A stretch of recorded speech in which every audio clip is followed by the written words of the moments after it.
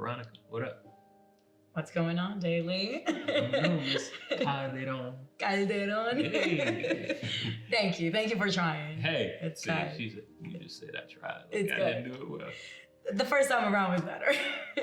Teach me. Let's try this again because it's important to me to get it right. Calderon. Calderon. Done. All right, dope. I'm not gonna try it again because I got it right. You got it right. It Dope. good. Hey, I appreciate you coming through for this Bridge Builder conversation. Obviously, we have crossed paths. We have worked together in the community, Community Schools Board. But obviously, you're much more than that. You're also VP of Diversity, Inclusion, and Equity for Truliant, as well as you sit on the board for the Latin America Chamber of Commerce here in Charlotte. So you out here working for the community. Trying. Indeed, that's what's up. But I also believe that we are more than our titles and what we do. So I very much want to start with who is Veronica? Like, where you're from, what's your family, your upbringing, the origin story for you, which I believe very, very much informs where you are right now. So let's start there.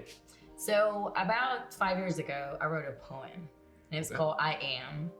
And I'm not gonna say in a poem wise, but it was basically me trying to tell the story of who I am and my origin, because being an immigrant is so important to me.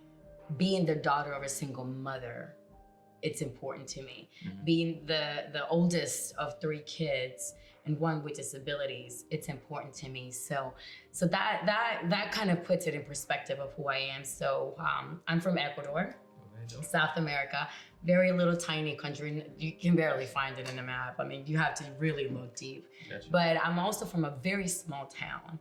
And in this small town, there was a couple streets. I think not until maybe 10 years ago, there was a street light. We didn't even have street lights, no stop signs. Growing up is very tough. My mom is a teacher, which is why I like communities in schools, and I do a lot for communities in schools, because I remember what it was for her. So she was a teacher, and we would go 6 months without her getting paid. And so then food insecurity, you don't know what your next plate's gonna come from, but it came. It always came, it always showed up. And so a lot of that, it's instilled in me to today. And I think it's reflective of the work that I do, intentionally in the work that I do. So small town, big family. My mom is 1 out of 6, 5 of them live in Charlotte. So I have a lot of cousins and second, third cousins and all kinds of stuff. So it's about 40 of us here in Charlotte. So our parties, like our parties, you don't need to invite anybody from the outside. It's just like the house gets full just with your family.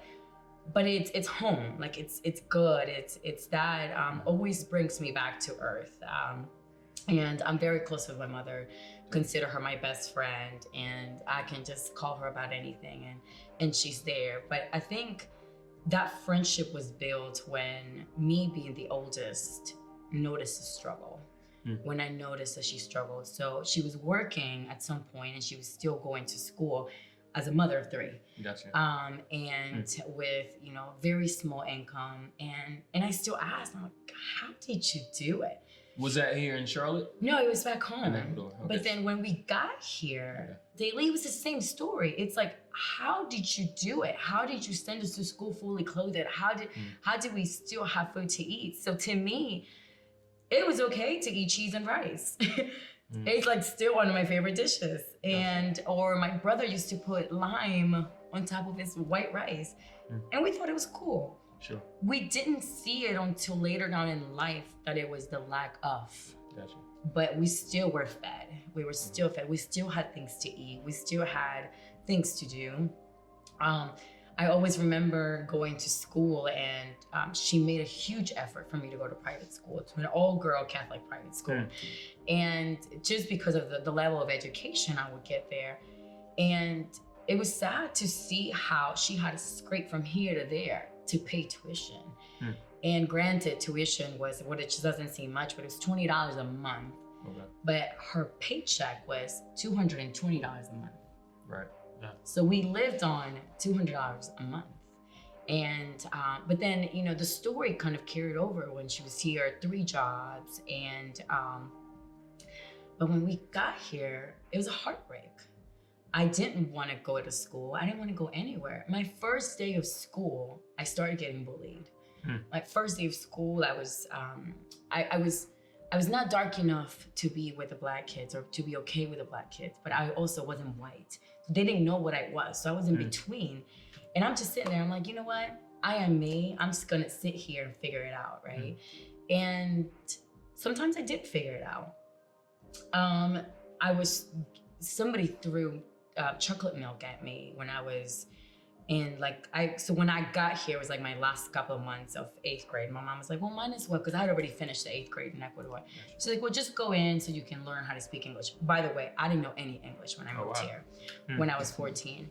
And so I did. So like kids would throw chocolate milk at me, be like, oh, maybe this will make you darker, or this would do this, or this would do that. And it was. What school did you go to? So I went to Sedgeville. Okay. Just for 2 months, and then I went to West Charlotte. Okay. And then after West Charlotte, I went to Olympic, and then graduated from Waddell. Okay. So I made my way around the schools. I did. I took my way around the schools, but every single school, I have a story that made me stronger. I was at West Charlotte. I was beaten my first day of school, my first day of 9th grade. I went home. What does that mean? You were beaten? Like physically assaulted. Like somebody punched me in the nose in the gym because we were playing volleyball. And they were trying to get the ball away from our team because apparently we had the better ball. And she just jumped on top of me and punched me in the nose, and it broke my nose.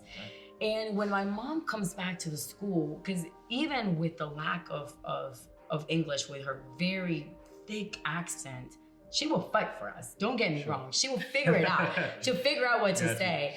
And I remember her saying to the principal, like, I know my daughter, like, I know her. And he was like, oh, she must have done something wrong. And she's like, I know she didn't. So needless to say, it didn't get anywhere. The other girl didn't get suspended. But also that day, I realized that she did that because she didn't know me. She probably felt threatened by who I was and my presence there. So I was like, well, she doesn't know me. So then I made it my point to get to know people. This school at the time was maybe 7 of us who were Latino. 7 in an entire school. And what's the rest of the demo? I think West Charlotte, it's probably in the 85% Black, and then the rest of it will be like Asian and white. But it was highly populated. Do you know where it is? It's like in Beatty Ford Road. Absolutely. We used to go to that Food Lion when we skipped school just to buy chips. Like, who does that? But clearly, let's not talk about the skipping school. It was a cool thing to do back then. Reasons. Yeah, but so it's all of those little tidbits of life that I think it's why I'm so grounded today, but I am also so intentional about what I do. And not just for work, but because that's a big part of it, but what I do outside of work, what I do with my time, what I do in the community. So, and then the giving back. I tell you a quick story. We didn't have a whole lot. Sure. And so there was a knock on the door about 10 p.m. We were in Ecuador, and our little house had just a door and one window. There was a knock on the door. It was this little boy, probably 6 or 7. I think he was around my brother's age. And he knocks on the door, and I wake my mom up and say, somebody's at the door. Opens the door, and this little boy, he was a shoe shiner. And the shoe shiner was hungry. And he said that he hadn't eaten all day, and that he wanted to eat. And my mom said, okay, come on in, go wash your hands, woke us up, wash your hands, sit at the table. So we're sitting at the table like, we just had dinner a couple hours ago. And I looked at her, and the look in her face, like she was smiling and enjoyed, she was making a meal. And as she was making the meal, we were just talking to the little boy, and she served us all. We all ate. You ate again? And you know me, like, I'm like, what is happening here? Like, why do we have to eat? But she has a point, though. So we're all eating, and then they're like, him and my brother kind of got carried away with like those little cars. Like, I can't remember. There's a Hot Wheel type of cars. And they were talking about that. And then he said, well, I gotta go because it's getting late. And my mom said, well, come back tomorrow. come back tomorrow and I'll give you, we'll give you some clothes and we'll do this and we'll do that. We never found him again, ever. We spent years looking for this little boy. And so that night, as we're going back to bed, I said to my mom, "What did you do this? Like, we had already eaten." And she said, "First of all, you give people what you have, not what you have left." And she said, "And also, he is no different than us. So we need to show him that he is equal." And that's why we all needed to eat at the same time he did. And I was like, whoa. And how old were you? I was 10. 10, okay. Never forget that story. It like replays in my mind every time I try to do something. So we look for him. And then now her story is, she said, "I think it was God testing me."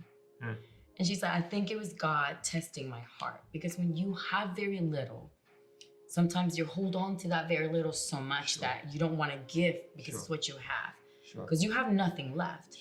But then we gave what we had, not what we had left over. No, that's interesting. I would love to understand if you talk with your mom about her why. So we have, and her why is always, God provides even when I've been at my lowest. Gotcha. And that is her faith, and she doesn't go to church. But I've never seen a woman with more faith than my mother. And her belief system is, I just do right because it's the right thing to do, not because I want something back. Gotcha. Interesting. When you're talking about, again, giving what you have, even when you have a little, like my upbringing, my mom, we did a lot of the same, to where we had a lot of friends in the neighborhood who would come over and we would eat dinner with them at times, as well as we used to always pack in the station wagon, go to church on Sunday and things of that nature. And again, as a kid, I'm not thinking about it, you know what I mean? It's just great. Y'all just come go. on, man. Let's eat. Let's all go together. Or whatever, you know what I mean? And it's great because, your mom allows you to do that, whatever, but at the same time, very much in retrospect, and I don't know if you understood that in the moment, but for me, in retrospect, it's like, because I guess while I was growing up, you don't know what you don't have, you know what I mean? But in retrospect, it's like, especially when you get into stats and things like that, you know what I mean? It's like, we really didn't have that much, and we were feeding people every other night, and XYZ is like, how did we do that, and why did we do that? But very much to what you're saying is like the idea, and I very much believe that, how would I say, being faithful with what you have, in turn, God will continue to provide for you. So I firmly believe that, and I try my best not to allow what I think I don't have to keep me from giving when someone needs. Which is big.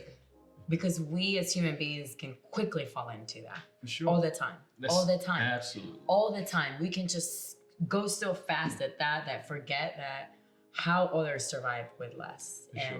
Okay, so I really don't need that extra to do what I need to do and to do the right thing. So I always think about, to whom much is given, much is required. Because it's exactly how I grew up. But going back to what you said about the station wagon, I think when I started noticing that I didn't have a lot is when I would go to my friends' parties and everyone would rave about the way they were dressed. And I was like, it's cool, these shorts were like $2 at the flea market. And I thought it was the coolest thing. But then they'll make fun of you because of that. But she never allowed me to feel any less than. She always made sure that when I came home and I would say to her, well, they said this or they say that, she's like, that's just because they're empty here. They're empty here. So there's nothing. Your mom's dope. What's your mom's name? Maria. Okay. Yeah. She's like, there's nothing that sets you apart. Even the way you're clothed doesn't mean that that's who you are. She said, you are here. You are here. She said, so lead with that. No, that's dope. And I think about the flip side, again, if we want to, there's different dynamics to it, but if we talk about have and have not when it comes to financial means, to be able to buy a $100 shirt or whatever it is, you know what I mean? The depravity for the other side that can't afford that is the idea of, in a way, you may be covering up for what you lack here or the insecurities you have here by spending money on expensive things, you know what I mean? And again, I can't speak for everybody, that's not the case for everyone, but I believe firmly that despite our differences, whether it's having money, not having money, our ethnicity, our cultural upbringing, X, Y, Z, they're, especially based on the context and how we exist within America, where we don't do much of this, we all miss out on the benefit of understanding how you grew up and what's been ingrained into you. You know what I mean? Here and here, the value. Because it's could seem like a tug of war. For like, sure. We're like, for sure, absolutely. there's no this, there's this. It's For like sure. pulling. I pull my side, you pull your side. Yeah, and I feel like that's a part of a core issue and why this is so important is like, yo, I grew up this way, cool. You grew up that way, cool. What can we learn from one another? And honestly, what has your experience brought to you that's a value that my experience didn't? And how can we collectively benefit from that community and that togetherness? So that's super dope, man. And again, I love hearing about your mom and obviously how she's played a role in your life. She's awesome. Like I can't say enough. Like she's awesome, and like even what she teaches me still every day. I am 30 something. 30 something. Something. There we go. To the larger spectrum. And she'll still send me things like, listen to this, read this, do this. And it's, I think it really is what keeps me grounded all the time is she's always like, never forget where you come from. So every interview, every article that has been ever written about me, one of the first things you always see is where I'm from. And it's this little town called Calceta. I won't try. Okay, you're going to try. It's okay. Unless you want me to try. But it's that. And I bring with me here when we came with 2 suitcases and $20 in our pocket, still those dreams that little girl had back in Calceta. That's dope. And again, I'm thinking from the flip side of those who were able to cross paths with you. And I think about the kid who punched you in the nose first day of school. And let me ask, was this a black person, a white person? It was a black person. A black person. It was a girl. Okay, black girl. Yeah, Got it was a girl. Got you. And I believe she was in 11th grade, and I was 9th grade. Yeah. Okay. Yeah. So, because I would say a big part of bridge builder conversations, let's not ignore those dynamics and how they play into our lives. How at that time, 8th grade, how did that impact you immediately? And do you recognize it impacting you even moving forward? So I think the impact immediately was they hate me because I don't look like them. Okay. They hate me. And so there's another component to it, which we're not going to ignore, is my hair. Okay. Because it also played a whole lot of dynamics in high school. As being one of the only Latino women in the high school, at least for my 9th grade, my hair became a bullying point. It became a pulling, cutting, and to the point where for many, many years, and this is even till probably about, I would say maybe 6 years ago, I used to only wear my hair up. Because I used to think about those moments when I was made feel like my hair was a target. So, and I used to even not be able to talk about this without getting emotional. Gotcha. But now I can, because I know that, so our hair is important. And in the Black culture and the Latino culture, it's Sure. It's a crown. It's a crown. Sure. And so, but I didn't realize that until later on. So yes, in the moment, the impact immediately was they hate me, they hate my hair, and they used to have comments like, you have ugly hair, or you have this. So I was like, what can I do to it so no one can see it? I will wear headscarves, like I will hide somewhere. And I've always had long hair. And then I got to the point where I started cutting a lot. and it grows fast. So I kept cutting it Gotcha. because I was trying my best not to draw attention to my hair in high school. Gotcha. No, I hear that. And what is it? All the good hair myths. What is good hair? What is bad hair? And that dynamic, I haven't heard outside of the communities of color, again, Black and brown communities. That is something that I've only heard within our communities. You know what I mean? Because their hair is good. It's good. You see what I did there? Right.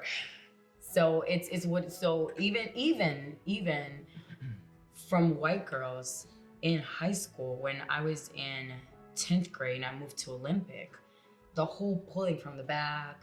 Why is your hair so thick? Why is your hair this? I was like, can they just leave my hair alone? Just leave me alone. But it was always something. It was either, your hair, your skin color, but it was those things that they could only see, right? So the tip of the iceberg. And I'm like, I'm so much more than that. Like, ask me about what I like to eat. Then we'll get into a conversation. Interesting. So that makes me think about also colorism, which plays, again, when you talk about it, it plays a role in the communities that have color, is the way I'll put it. You know what I mean? It has the melanin. And I know from, again, as a Black male in my upbringing, where, again, I'm a lighter tone, you know what I mean? And I remember one instance actually with someone I considered a friend, like a good friend, making a comment about my skin tone as if I wasn't Black, you know what I mean? How did it make you feel? In that moment, I'm not sure, I couldn't unpack it, let's put it that way. But in that moment, it very much did make me feel kind of like you described, in an in-between place, you know? Like, okay. And I forget whose lyric this is, I feel like it's Eminem, not white enough for MTV, not Black enough for BET type deal. So just in that in-between space of, and definitely when you talk about being younger, it's identity, it's like, who am I? You know what I mean? And is that being shaken up? But how would I say? Obviously that plays a role in the Black community. We talk about that slavery, who's in the house, who's in the field, you know what I mean? I'm interested in hearing from you when it comes to the Latin community, your upbringing. How did skin color play a role internally within your community? As well as you've spoken somewhat externally, but how colorism, how did that play? Or how has it played into your life? So I'm going to start from the very beginning. Go for it. My great-grandparents. My great-grandfather, he's probably 6 feet tall, blonde, blue eyes, from Spain. Okay. My great-grandmother, barely 5 foot tall. Okay. Very dark skin, very, very dark skin, big hips, beautiful shape. Okay. And that's where I come from. Gotcha. So our family is a mixture of shades. Gotcha. It's a beautiful mixture. So even my brother is a lot lighter than I am. And then I have cousins who are darker than I am. But that being said, when I was growing up, it was never I guess it's also just the way my mom raised us, right? Going back to Maria. But it's also how she raised us. But I don't remember ever being like, okay, well, that Black person is bad because they're Black. No, so they are Afro-Latinos. So let's talk about that piece of it. So there is an entire, basically a state in Ecuador called Esmeralda, who is basically just all Afro-Ecuadorians. And it is where you get the best seafood. It is where there's a lot of the African influence in their music. So, but we celebrated that. Like, my mom made us celebrate the beauty of it because we had it within our family. So for us, it was normal, right? But then when I used to go to my friend's house and they used to have a maid, the maid was usually somebody darker skin. This is in Ecuador. In Ecuador. Okay. And those were the people with money who could afford maids. But also, not even just that, a lot of them, even when they were not darker, they were just socioeconomically differently. Sure. So in Ecuador, there was not, I didn't see a racial issue. The issue there was socioeconomic. You either had it or you didn't. And then there was poor, there was less than poor, and then it was also like you're kind of medium, barely making it, and then you're super rich. Like the separation is very large, and it continues to play out that way. But it was the distinction that I grew up seeing. It was a lot more around socioeconomic than color. But like I said, because of who we are and how I grew up, to me it was like, okay. So when we moved here, to me it was normal. To me it was like, okay, this is just like Ecuador. We had a little bit of everything, because you do have a little bit of everything. And I think that's what a lot of people don't understand. Like when they see a white person or somebody that looks white with blue eyes from Ecuador, like, how can you be Ecuadorian? Or when they look at our soccer team is probably 90% African Ecuadorian. Oh, your soccer team is Black. Yes, it is. So it's like people get surprised. Legit, my question is from a degree is out of ignorance. It's like, I don't know. You know what I mean? Right. But then also, but if you don't know, ask. For sure. Don't say, oh, your team is Black. Sure. Yes, my team that's about to take me to the World Cup is Black. But it's like, I get it, it's out of ignorance, but there are ways to educate you, to bridge that gap, right? Sure. Let me educate you, but just ask the question, don't assume. Absolutely. No. So that's where I came from. No, I hear that. So how do I put this? Would you say when it comes to, and I hear again, socioeconomic separation as well as, I don't know if you venture to say it's kind of a class difference in Ecuador. When you talk about who exists in this upper class or with more financial means and who typically doesn't have it, is it like in America? Not to say that there aren't Black people who own lots of property and are well off financially, but if you were to do statistics, the majority of them are white and have fair skin. And majority who don't have are of a darker complexion. Is it the same dynamics in Ecuador? It's very diverse. It's just either you got the bread or you don't. You either got it or you don't. Interesting, okay. You either just got it or you don't. Intrigue, okay. But that's why where exists there the most is classism. You just said it. You said it's a class. But it has nothing to do with your skin color. And it was also one of those things that, I worked for Atrium Health for a little while, and to hear that patients would be like, well, I don't want to see that doctor because he's Black. And I thought back about it, I was like, wow, like I have physicians in my family who are they're more fair skinned, but I'm like, how do you feel to have a family member who is an amazing physician and for somebody to come in and say, I don't want to see you because you're Black? I don't know. Right? How does that make you feel? Oh, it destroys me every time I hear it. But that's the fuel to my fire. Gotcha. Right? So then after that, I was like, well, we got to do something about it. We got to do this. We got to do that. Put policies in places. But policies can only go so far. Talk about it. Go for it. But it's true. So I can go into an organization and change your policies, non-discrimination policies, all this other stuff. We can do this. We can do that. Policies only go as far as we want them to Talk go. about it. Talk about it. Keep going. Because the policies in the book, right? You have a little book, there's your policies right and left. And then what I do in my decision making can be completely opposite of that. And because I'm in charge, nobody's gonna say anything. Nobody's gonna say anything. So we don't need to change policies. We need to change hearts and minds. Because policies don't mean anything if your heart and your mind are not in the right place. So, like I said, we can sit here and be like, okay, I can tell you what policy needs to be changed so we can bring more diversity, we can do this. But if your heart's not in the right place, it doesn't matter how many policies we have around hiring. You're still going to make the decision you want to make with your own biases because they haven't been checked. Interesting. So I have pretty much a quote that speaks about policy change without people change is shallow and short-lived.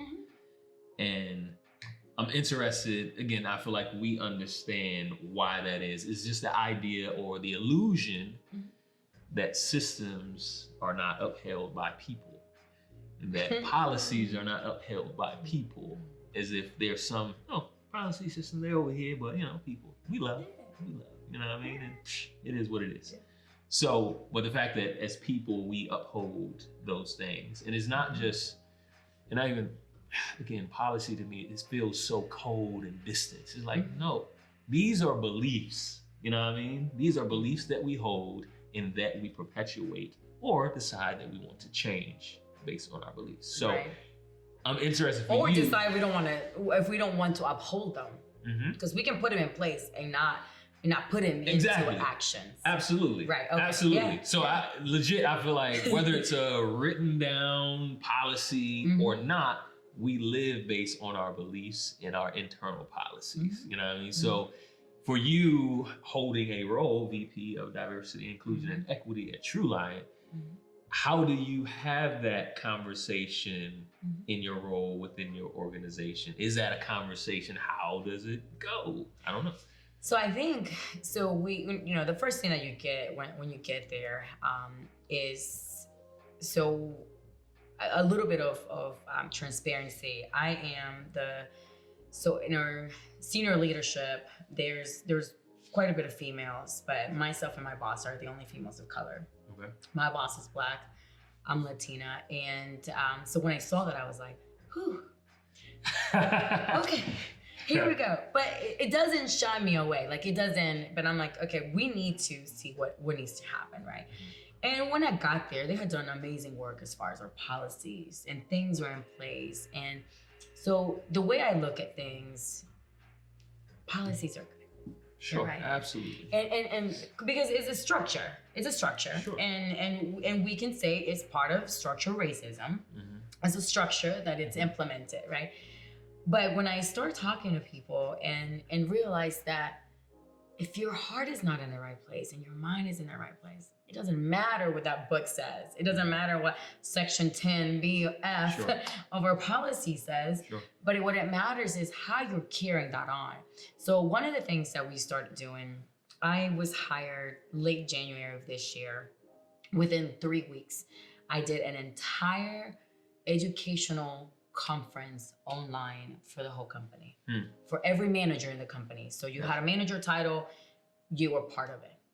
And this was within 3 weeks. I think I prepared it in like a week.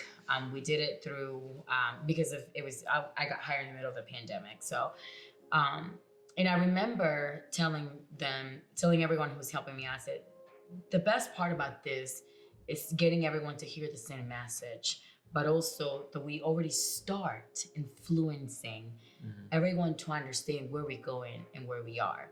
And to me, it's also the part of, if I don't want to be on this boat, then peace out. So we started with education, and I am just a huge believer in education, and I can't say enough because I can't get to you with my own biases if I have not educated myself on what they are. Sure. I can say that. So the whole hiring for fit, like, oh my God, they're a great fit to my team. What is that? Is it because she looks like you? He speaks like you? Maybe he has a watch that you like and maybe you both have the same watch? Is that the fit?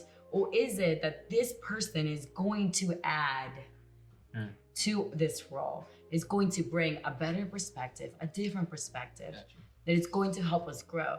So it's that whole paradigm shift that I think it's where, to me, the heart and the mind come into place, that policies can take you there. Does that make sense? No, it absolutely makes sense.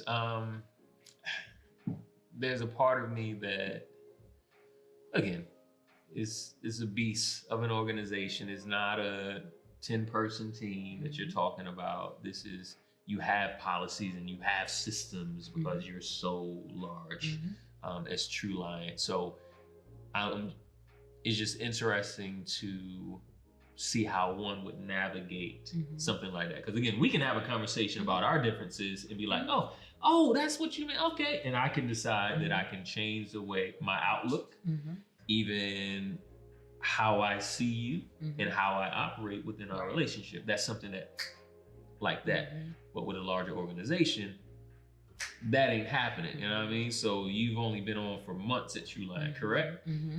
And how long has, because again, all things DEI is all the rage now. Everybody's trying to swoop them up. All the black people, all the brown people. It's like, hey, let's make sure we got one. You know what I mean? So how long has Truliant been on this journey?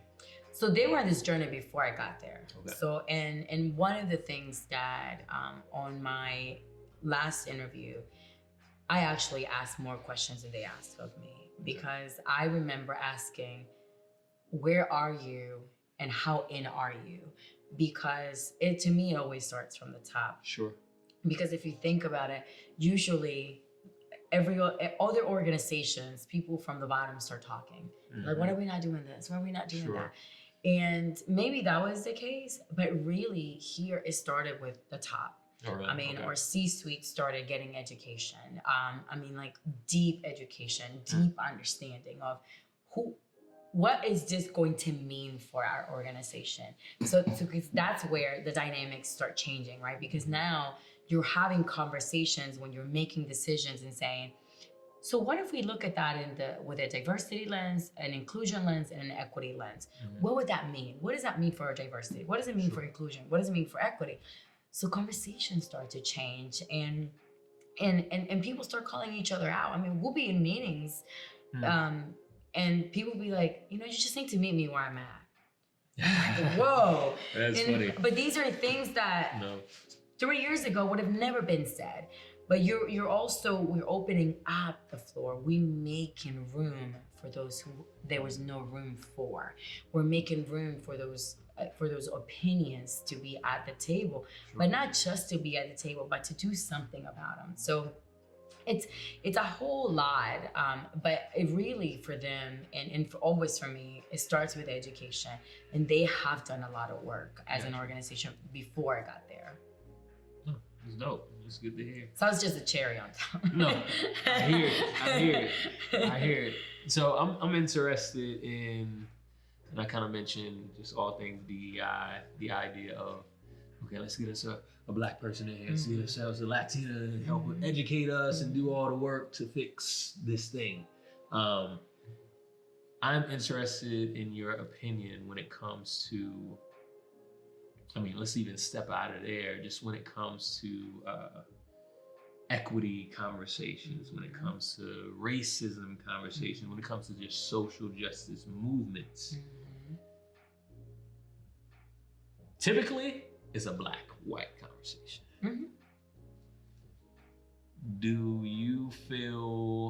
How do you feel when those things come in the brown? The brown is not mentioned. The Latin community is not mentioned in those conversations. So this is happening. This has been happening. And so I don't feel like I'm left out. And here's why. So I think about the history of America. And I think about slavery.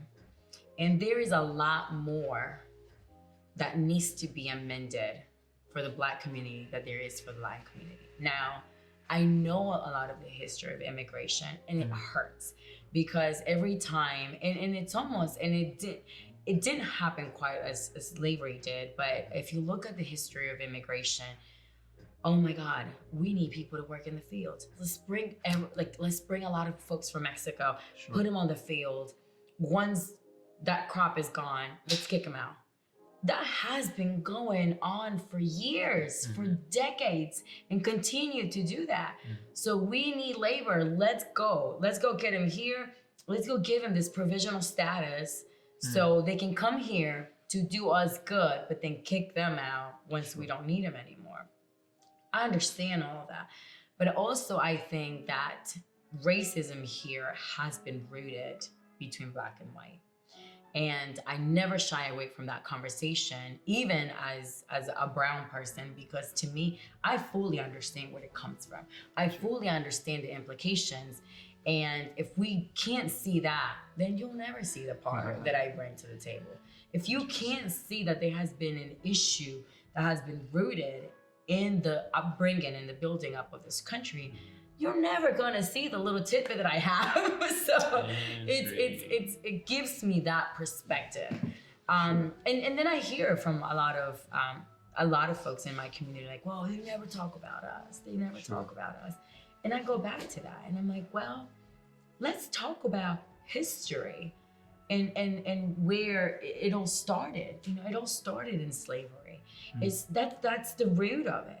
Right? And then for us, it started much, much later, but it was not as cruel. It was not as ingrained into society, ingrained into people's minds as it was.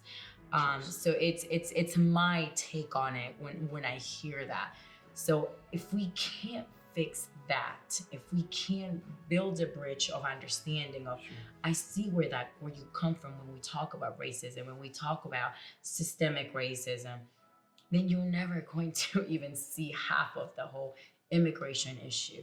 And I get that all the time. Like I get the questions like, what do you think about the people at the border? And what do you get about this? And I'm like, well, regardless of how I feel about it, I know what my heart says. I know what those people have gone through to get there. It's not a overnight trip on a flight. So I know that piece of it. And yes, to me, there's a lot of things that we could do differently. But there's also a lot of things that we need to do differently here now to change some of that, to change the racism that really, to me, once that change and we really understand that Black and white issue, everything else will be in favor of the brown. Interesting. I appreciate that perspective. And again, legit, this is my first time asking someone from the Latin community their take on that. And I've heard this opinion around, and obviously I can't say everyone in the Latin community thinks X, Y, Z, or even has your perspective. But I agree with you. I'm one that believes that, hey, if you tackle, and I even navigate my life this way, in some ways it can be unhealthy. I'd rather take on the biggest issue first because it'll make all the other issues much easier. You know what I mean? But when you talk about just the history of America and these type of conversations when it comes to America, it very much makes sense. It's like, yo, if America can't get the enslavement of Africans, right? You know what I mean? What makes us think that they're going to get X, Y, and we, not they, we are going to get these other, what I would say, branches on the tree of inequity correct. So it's interesting to hear you say that. Yeah, but it's always been, and I'm not shy to give this opinion to anybody that I've met, and I've been criticized for it because they're like, well, that means you don't care about my communities. You heard me say when I started, I'm a proud immigrant, a very proud immigrant, and there's so many things that I wish more I could do for the immigrant community. Because to me, a very hardworking community, always marginalized. But then this root problem, these roots, is this 600-year-old tree that whose roots are still in the ground. And we dig a little, we dust a little, but it's always on the surface if you think about it. A lot of the things that have been done around that can be on the surface. And that's where I take it personal. Because what I do, it's not, to me, at least to me, it's not on the surface. And I can change what I can change. I can influence only so much, but then everything else is just influencing one more person, to see when we get there. I don't want to influence all 7,000 people that I probably know, right? Gotcha. It's just one at a time. Because if you do that, that person is going to do the same. But you have to get the root problem, and we will automatically be benefited by it. Automatically. No. At least it's I'm serious. Like to me, it's the root cause that needs to get done right. I hear that, and I agree. So I'm interested in hearing some about your, again, as a Latina within the corporate space. as well as your work within the community on the Latin American Chamber of Commerce. What have been some of the walls or barriers to you being in the spaces you now occupy? Jeez, I think I have a book about that. Give us a few pages of that book. But first, always been passed over for promotions. I can tell you that for many, many years, I spent fighting for equal pay when I knew that my white male counterpart was making about 40% more than I was doing the same job. I had more experience. I had a degree. And I started to realize that it's nothing I was doing wrong. It was not a me problem.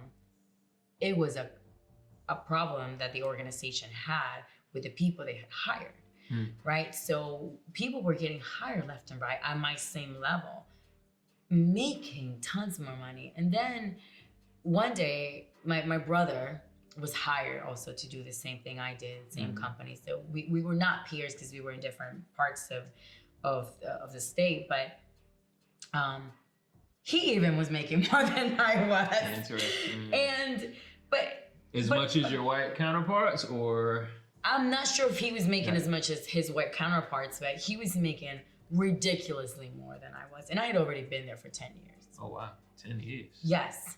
So a lot of that to me was like a slap in the face because I always worked so hard. But then every time I would apply for a job, Dae-Lee, and I was like, maybe it's my name. You know, you start thinking about that. And now you know those biases, right? Yeah. So then I was like, maybe they can't pronounce my last name. I can pronounce your last name. Yes, you can. And that's what they're not calling me.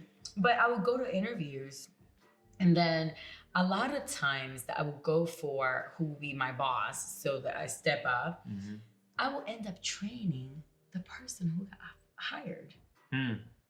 And then from talking to them, they'd be like, oh yeah, I only have this amount of experience. And I'm thinking, wait a minute. Interesting. So did they just get it because they're white? And I said that a lot, and I say it with confidence because it happened to me over and over and over again. It wasn't once, it wasn't twice. It's a lot. And when I joked about the book, I write some stuff every now and then, and I've been trying. You're working on a book. It's coming. It's a lot. It's a lot. I'm working on a book and in a cookbook, and it's a lot. But I've written down every obstacle because a lot of the obstacles to me were part systemic, but mainly people. Were mainly people. And they were people and mainly the people that didn't look like me or that were definitely not a minority. And the reason to me for that was their biases. They found a great fit because every time those people would get hired, they'd be like, oh, we found a great fit for the team. And I'm like, they look like them. It looks just like them. It looks just like them. So passed out for opportunities left and right. For probably the first 15 years of career. Wow. Left and right. Until then, I decided to, wait a minute, this is just wrong and it's crazy. And then I started to do my own, let me go here, maybe if I go there. And then I was the one who was actively starting to know that I was worth more. I knew I could also give the organization, I know what the value that I bring. No doubt about it. I know the value that I bring. I know what I can get done. So then don't undermine me. And that was always a lot of times I used to think about, this just undermining me. But let's talk about another obstacle. This whole, let me explain what she just said, or let me the whole mansplaining, manspreading. but also, and this actually happened to me probably about 6 months ago. And it was not at work, it was somewhere else, where I had an idea for something and no one heard me. And I was like, all right, I said it again. No one heard me. A white male took that idea, ran with it, said it again. Wow, amazing idea. How awesome. And I'm sitting there, Wow. Is this not gonna all give in it- the same meeting or a series of meetings? No, this is like in a series of meetings, but it was the same people in every meeting. Got you. And it's like the third meeting. And I'm like, is no one going to say anything that it was my idea? But I've lived that my whole life. My whole life. To the point where I will have peers building presentations around my ideas as theirs. And it was all because my voice was never heard. Never heard. Or ignored. But I think that has also just been always like, to me, it's like a screwdriver on my side. Like, let me just show you that your voice is still not valued. Let me show you that on this table, you're still sometimes not welcomed, even though I made room for myself. Because I made that room for myself throughout everything that I've done. But then it took somebody to have faith in me to get me there. Totally get that. But it's still, that it still happens. And this, like I said, this wasn't at work, but I'm like, come on, seriously? I just said that. And it's, but that's a huge obstacle. That's a huge obstacle. Because that just means that your voice means nothing, worthless.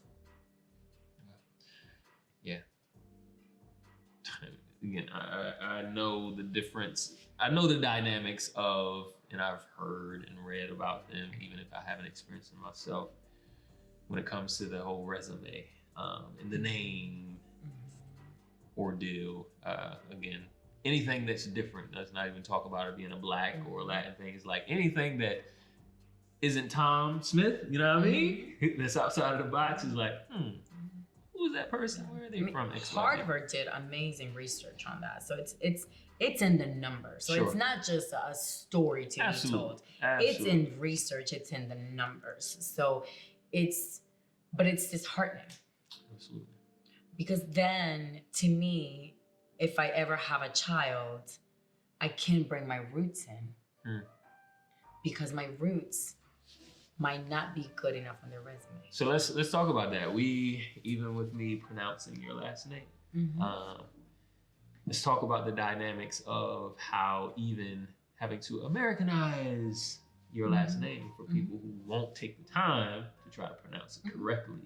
And you spoke about that being pretty much diminishing your identity. And now you're talking about, again, children and having to think about that as a parent.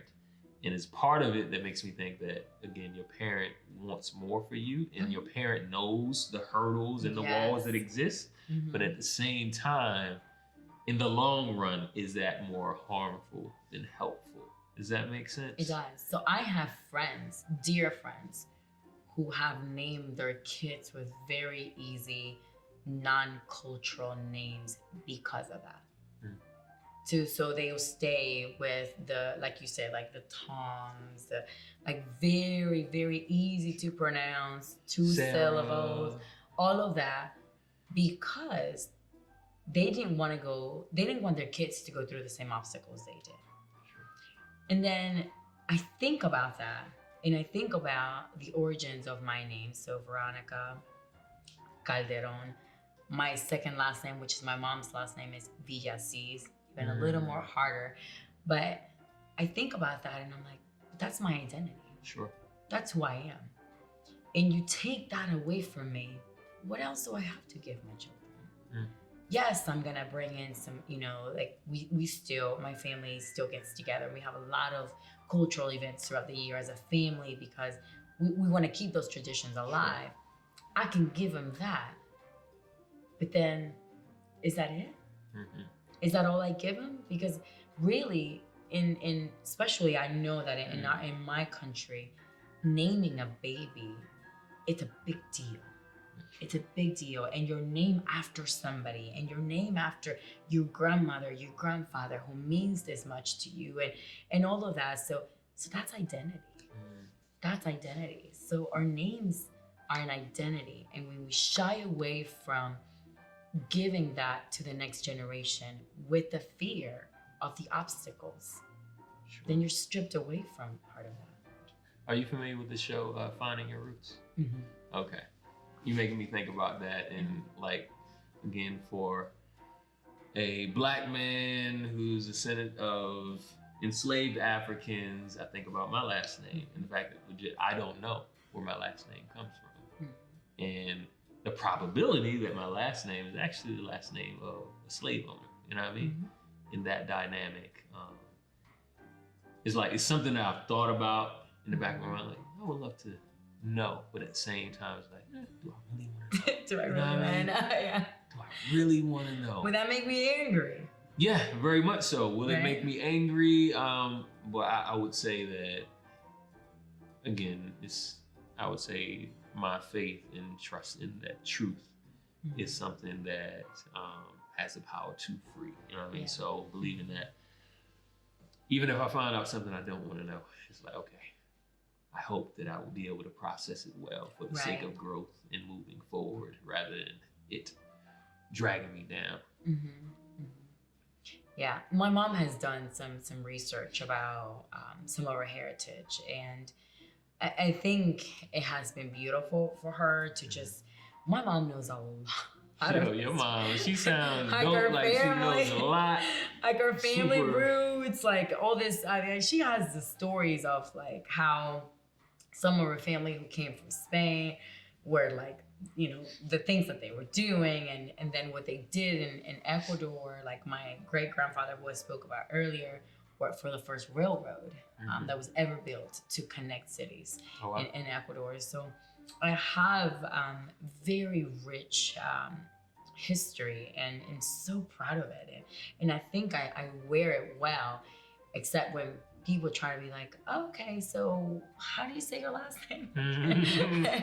but at least when people try, it's my thing, just try, because it's part of my identity. But I thought about that because like I said, I have friends who are like, I'm just gonna give my kids an easy name because there's just no point right now of trying to get them, to be, or not even just resumes, but think about college applications.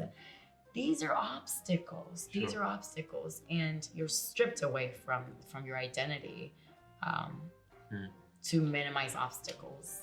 Now, low key, high key, I force myself to try to pronounce people's names because I do understand that dynamic, and legit, even when I was asking pronouncing, how do I pronounce your last name, and you gave me the whole, the American, it's like, no, I don't. Your last name, you know what I mean? Because they sound very different. Exactly. Like legit, I'm thinking about my friend Marlon, Madeline is how you pronounce it. I get on her about, no, her name is not Marlon. You know what I mean? And again, it's around people we both know, but at the same time, I sense that same dynamic within her. Is like, why do you feel like you need to make it easier for someone else? You know what I mean? And I understand that dynamic, just being able to, now let's not worried about it. Yeah, whatever. Yeah. Let's just move on. Let's move on. But at the same time, I'm just trying to, again, imagine what it's like to have to suppress or put on the shelf that aspect of who you are. You know what I mean? So even if I don't do it perfectly. But we do that a lot, don't we? I don't know. Where you going? Where you going? So what do we put on the shelf sometimes just to continue to live, to continue to move things forward here? We put a lot on shelves. Oh, absolutely. Absolutely. I mean, this whole turn the switch on, turn it off. Oh, this code switching. Absolutely. We all do it, but we have to. Right? Do we? No, we don't. Okay. But we do it because we feel we're not going to be accepted or put in a bucket or put in in this category. But how many times do we? I mean, I know for a fact that I have friends. I have lots of diversity within my friends, lots, and everything: socioeconomic, gender identity. Sexual orientation, race, religion. Sure. And I do see myself different with every piece of that. You see yourself showing up differently? Bringing something different. A different part of me to each one of these conversations. But then when it comes to my job when it comes to the things that I'm being looked at for with a spotlight. Sure. Like, is she You're going to being get judged, angry? right? Is she Sure. right? Or I mean, how many times do I get asked, "Oh, you must really like spicy food"? Sure. I mean, I've learned to like it, Mm-hmm. but I didn't grow up eating anything spicy. Gotcha. It's not in my culture, right? But immediately that it's like the trick. Oh, you must like something spicy, and I'm like, oh, or they'll use the word spicy sometimes to as if it was like, oh, she's a little spicy, Caliente. right? And I'm like, let's talk about that. No. But it's that, right? They use these words. These words are used as to deflect from the person that we actually are, from my identity. And no, I don't want to be known as a girl who eats spicy food. I don't want to be known as that spicy Latina. I'm Veronica. Got you. I'm Veronica. Like, get to know me. Sure. And then you'll know that I just recently, like probably in the last 5 years, I started liking spicy food. Gotcha. And that is because I have a sister-in-law who's Mexican. And so for her, she grew up eating it. For us, forget about it. It was a no-no. Like, I don't remember eating anything spicy. Huh. No, I mean, I hear you. And legit, I knew I would learn a lot from our conversation, because legit, when I look at my circle of influence, and you probably know these stats as well, when it comes to those who are a part of the white community, I believe it's like 86% of their circle of influence look like them, are from the same class or culture as they are. Yes, The Black community, not as dramatic, but very much overwhelming the majority, look like me, talk like me. And again, I would say this, these are statistics, these are numbers based on polling individuals, but it does not represent everybody within the community. Obviously, that's the case. But knowing that we exist in that way in this conversation that we're having, I would say I could probably count on, let me think, probably two hands. The Latinos, Hispanic, or Spanish-speaking friends in your circle? Exactly, that I frequent with. When it comes to conversations like this, I haven't had many of them. Okay.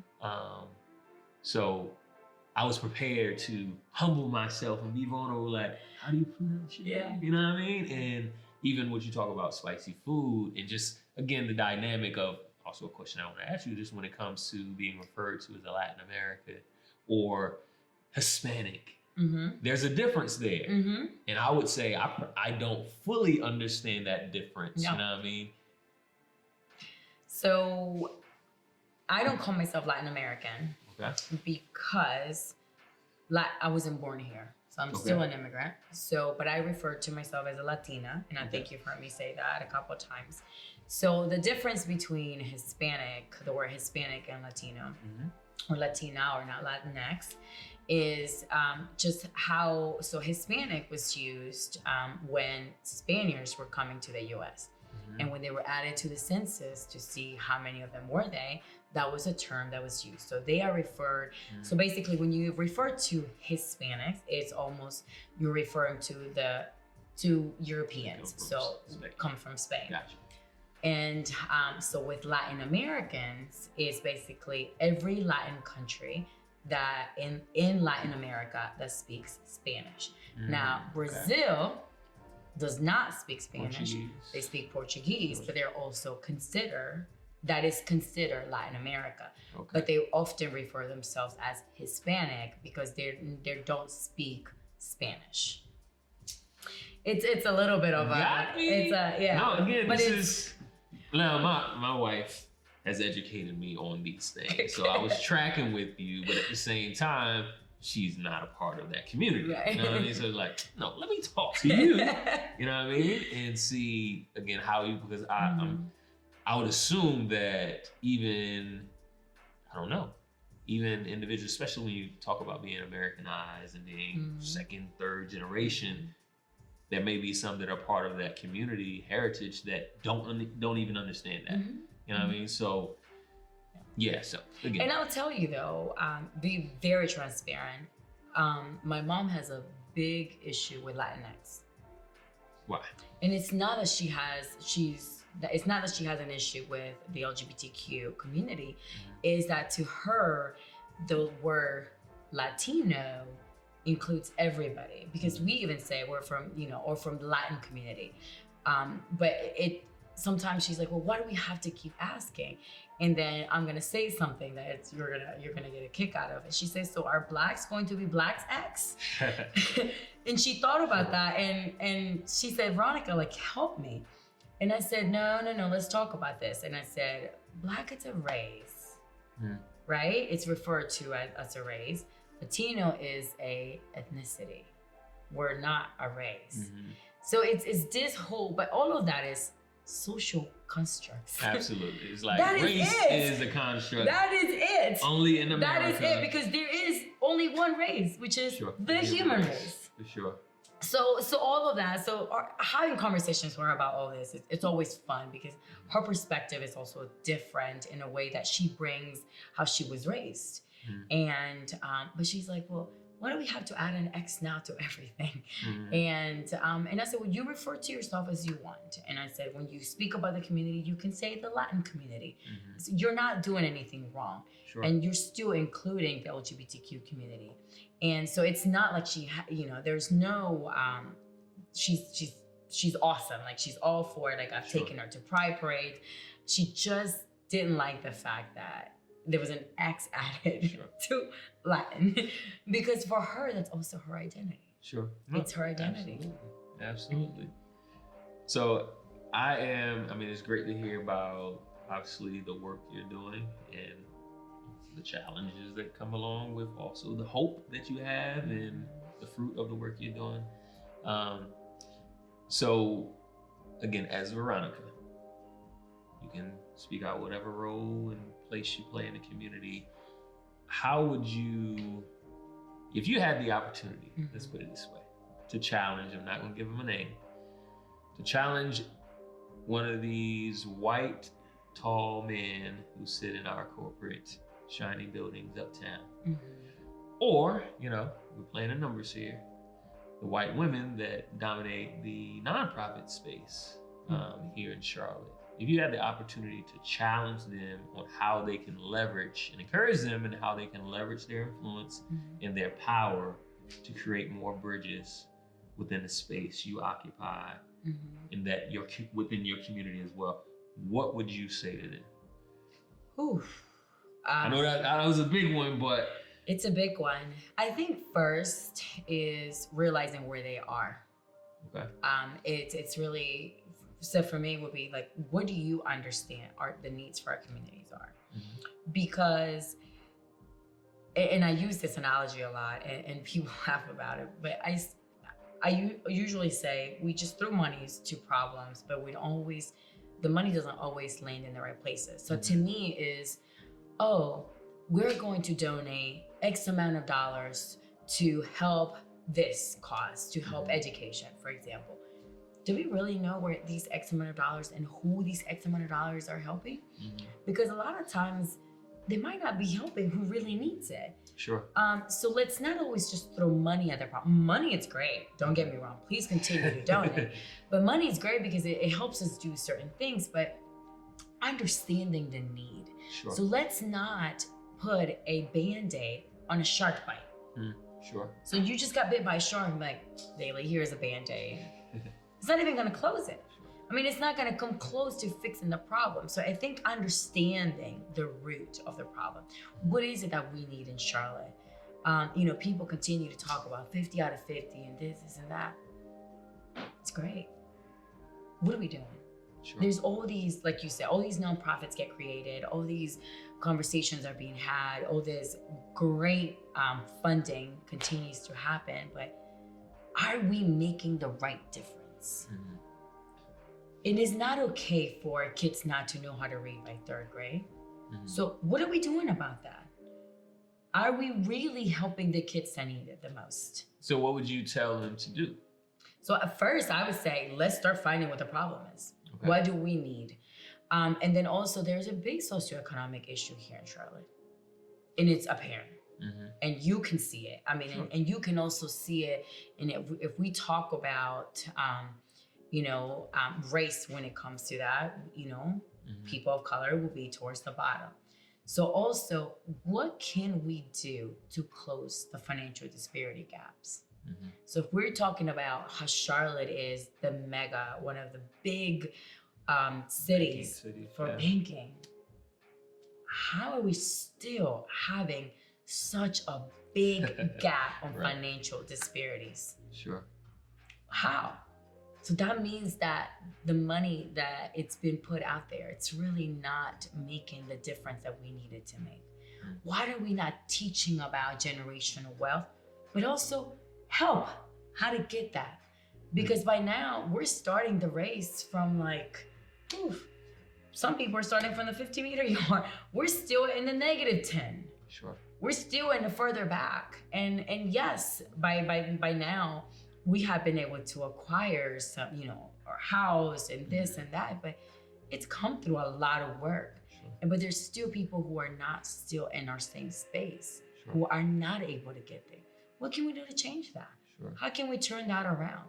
And how can we, that will be my other thing to bring to the table, is how can we also be a fit? And I'll leave it at that. Got you. So in your answer, your response there, it made me think about a term, benevolence bias. Are you familiar with it? Okay. It's the idea that a lot of good is being done, whether it's money, whatever it is, but it's being done to fix problems in a community. It's being done by a group of people who don't represent the community in which the work needs to happen.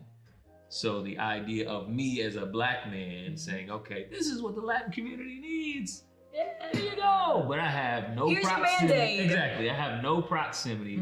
I'm not culturally competent enough to even begin to understand the problem, thus to be able to form any effective solutions.